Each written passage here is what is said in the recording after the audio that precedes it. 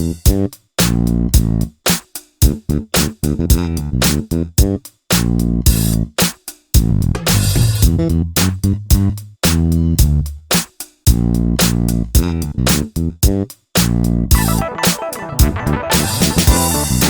of, if you could talk to that person, that needs that motivation right now, that maybe passing by, listening to this chat and talk, right? That, they know what they need, but they refuse perhaps to do what they want to do, right? To take that action. Because, Jeannie, I think that one of the things that Nicki and I know about you is you are one goal-oriented, action-oriented woman, right? Yeah. Big time. I want you to talk to like that lazy person in the corner. And what talk to them right now? Like, what do you want to say to them to help them empower? I would tell them, decide on one thing, one goal. And what are all the things that you think you could do to achieve that goal, and just list them out. And then from that point, let's weed it out from there. What is the most realistic right now that you are willing to do out of all these things that you listed? What are you willing to do to make that change, to reach that goal? And then we would make it quantitative and start moving from there. You know what comes really for me? It's got to get narrowed down. Like, it has to be, right. The thing is, like, we set these goals and we want them. I want to lose weight. I want that. Well, yeah, I get it. I want it too. But you got to really think about, what are you willing to do? Like right now, with what is going on in your life, okay? We've got this, pandemic happening, and you want this goal of losing weight. What are you willing to? What are you even able to? Like, think about how much energy you have at this moment when you're giving to your work and to your family and your homeschooling. At this moment, what are you able to even give right now? Tell me. And when you tell me, then we can dial it from there. I think that's a really good way to think about it, because I do hear a lot of people like, like there's these memes, like if you don't come out of anything during right? And that's BS to me. And I love the fact that you said, what are you able, right? What are you able to do? And that's mentally and physically, right? So, start there. And maybe, like you said, maybe it is one, and what is that one thing, right? Or whatever that is. So I love hearing that. Nicki, what were you saying? No, I'm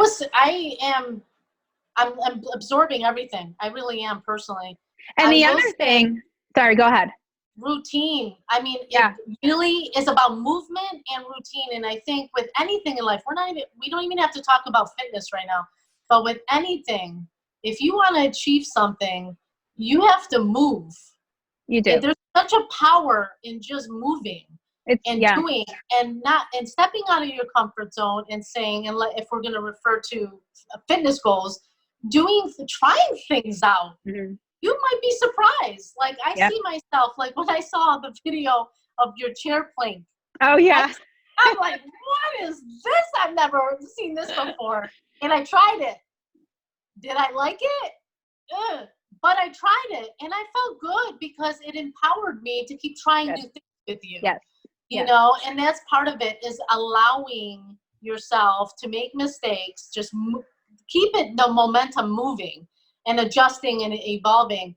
And I think that's why I'm enamored by, I'm a big fan of yours, so I follow you a lot. But I see what you're doing, and I'm applying bits and pieces, like what resonates for me, into my practice. And that's good. And it works. Good. Because it keeps me moving, at least. Yeah. As opposed to being on the couch. You know what I mean? Yeah. And what I was going to say also, what I would tell that one person, this kind of goes with this, is don't play the comparison game. Don't compare yourself to somebody else that you're seeing and their achievements. Their life is very different than yours. Like you said, you saw the before and afters of the surgeon that I posted in California. You can't compare your life to her and say, well, I want that. I can do that. Well, no, you don't know what her life is. You don't know her adherence level. You don't know what she's doing. So your goals have to be your goals, and you've got to own up to them and do what you're capable and able to do at the moment. So I always say comparison is a thief of joy. Don't compare yourself to anybody else. Doesn't matter what you see on Facebook. They're only posting the good stuff. You're right. You're absolutely right. You never see the bad stuff. But I get inspired by people. I have to be honest. That's good.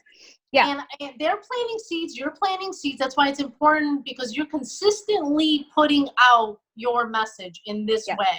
So I'm a big proponent of people like you.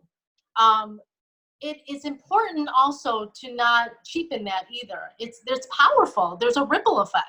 Mm-hmm. So, but that orthopedic surgeon, what resonated for me is her before picture looks like my body right now. Mm-hmm. I gotcha. So that's what resonated for me as opposed to all the other clients. Yes. So it is kind of, it plants seeds, just seeing the visual.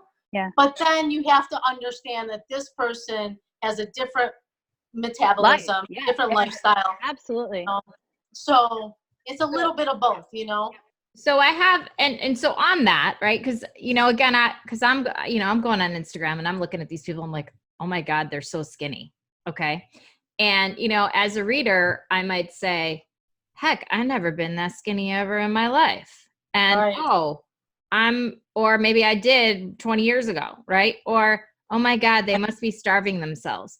I'm going to stir this up a little bit because I feel like, there's a judgment aspect to all of this. And, it can turn me away is what I'm trying to say, because it's more of like, they're probably not eating anything. I'm not willing to sacrifice not eating food, right? So I want to understand this. I want to get to the bottom of this, right? So Nikki's like, oh my God, that's my before and after. Me, on the other hand, it's like, I don't know if I want. But there you go. You don't know how much she's eating. That's correct. So that's why I want to address it, because you know what I mean? I want to talk about it because this is what happens in social media out there. Well, it's about creating stories. Right. So you guys follow me, and I post my food, right? Yes. And you guys know, what I look like. You know what I look like. So the amount of food that I'm eating is an unbelievable amount. Okay. I eat a lot of calories a day, and my body remains the same. I have worked my way to this point though. And it also goes into my activity level. So a lot of people, our main goal as coaches is to feed our clients as much as possible while they're sitting in a caloric deficit. And that's going to be different for every single person. Right. So the client that you guys saw, the surgeon, she's sitting at her lowest weight. She's sat in for who knows how long ever in her life. Right. At 48 years old, I believe she is. And eating a pretty decent amount of food, which is really exciting, but you guys don't know that. Right. See, that's what I have a problem with. It's the social media presence is only one-sided. Yeah. Right. And here we have a whole world so fixated on social media, Instagram, Facebook. It's all about the picture. Yeah. And not enough about the story. Right. And so how do we change that and bridge the gap so people get a better idea of what it takes? But do people really want the story? No, they don't. They want, you know what they want, Jeannie? They want the body in the sports bra with the little bitty pair of shorts. I mean, that's what I think. And I would say also without the work. Because because I only bring this up, not because I don't think it's true. I know it's possible and I know it's true, but I'm thinking about that lazy little person sitting in the corner that completely checks it off because their reaction is like, ew, that's disgusting. I don't want to do that. Right. Or how can I? Cause I'll never, and I'm doing I'm playing devil's advocate on like both sides because but they won't know until they try. They don't. And I think part of it is motivation. It's but gotta that's be motivation. It's really the fear of stepping out of their comfort zone and afraid of what the change might be or look like. And that's it. Oh my God, that's such a good point, Jeannie, because it really has a lot to do with that and self-love. So that's it. And I think, that's why, and I wanted to talk about it because, I don't want this, and, we're doing this show for a reason, right? We're not, anybody can do interviews, right? Anybody can be like, tell me about your nutrition program. Great. Okay. Here, find me here. Check. Boom, boom. Be like the surgeon. But, why we're doing this here is because, we're Greeks and we're stirring the pot. It's because, I think there are real issues. We love food. We love food. And I think part of it is, we're talking about fitness today because it's like, you still eat a kuluraki or have a tureki, right? Oh, yes, I do. And so I think a part of it is like, people have this perception of like, they've got to give up everything in their entire life if they want to, let's say, look a certain way, but it's really more about feeling a certain way rather than looking a certain way. Yeah. And, and there's a whole story and everybody's got a different story and we're all very different. And so, I look at it as bio-individuality, but like, I guess, our point here today is in talking with you too, is like, you've worked your butt off and have committed a long time of your life to exploring and understanding how to do this for yourself. Right. Mm-hmm. And there are different ways that people are doing it. They could do CrossFit and maybe it's right for you or whatever. Right. But I think the journey is really what it's been about for you. And it sounds like it's been a lot of this connection of mind body, and then helping others do the same. And I think that that's really what I'm getting from this too, of like, it's very, very important to look at it in that way. And I think that it's amazing and wonderful that, all those naysayers out there, can have a better understanding perhaps of that. If you want something, it takes something. And it takes change. Yeah. It takes change and, Gina, and courage. And I think courage too. And courage to change your life because you were a teacher before and you put a lot on the line. And I think a lot of people can resonate with that because right now we're being faced with a global reset and we're rethinking a lot of our habits, a lot of our choices. And so when we hear testimonies like yours, we actively listen to it and we think, okay, that's very encouraging. This person did it and she had children. And there's so much going on behind the scenes. Right. And I'm not even talking about your goals. I'm talking about the structure and the responsibilities, your family, your children, the dynamics of what happens on your everyday that people don't see. It's behind the camera. There's a lot of pressure, but there's something inside of you that says, I'm worth it and I'm going for it. Yeah. And that I think is like magic.